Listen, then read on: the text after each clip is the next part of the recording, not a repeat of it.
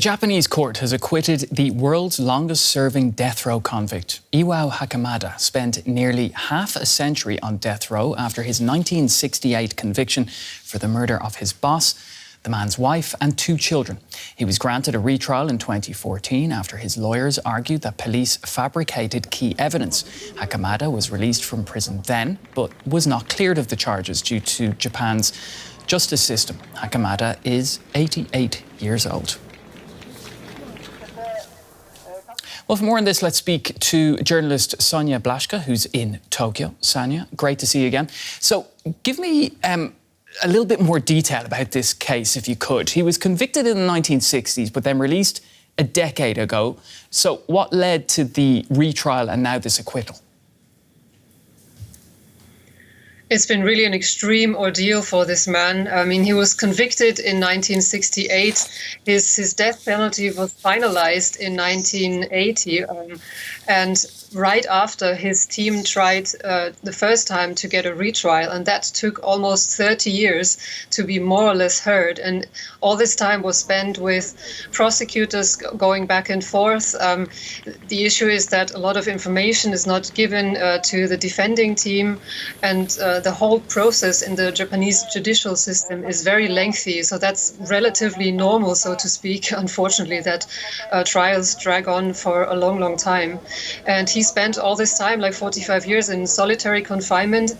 And all of this because probably he was coerced to a confession after 19 days spent in interrogation, 12 hours a day. And later he said, I did not do it, but then everything was already underway and the trains could not be stopped, so to speak. Sonia, is this case sparking a discussion about reforming the judicial system?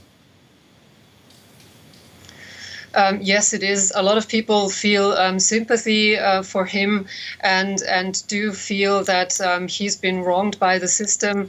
There is now definitely a momentum to some change, although it's really difficult to say whether this so-called hostage system in Japan will be revised anytime soon. Things don't change quickly in Japan, unfortunately, and so it remains to be seen if there will be significant change and when, really. Sonia, what can you tell us about the death penalty system in Japan? It tends to be quite a divisive issue in general. Is there much support for it there? The Ministry of Defense says that there's over 80%, that over 80% of the population supports the death penalty.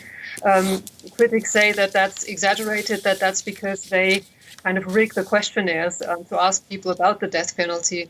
And I think in recent years, it really depends on the case, I would say.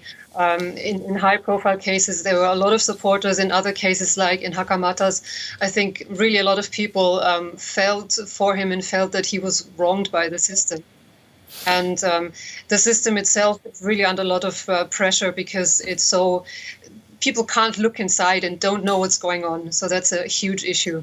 Right. Sonia, thanks for that update from Tokyo. Journalist Sonia Blaszka.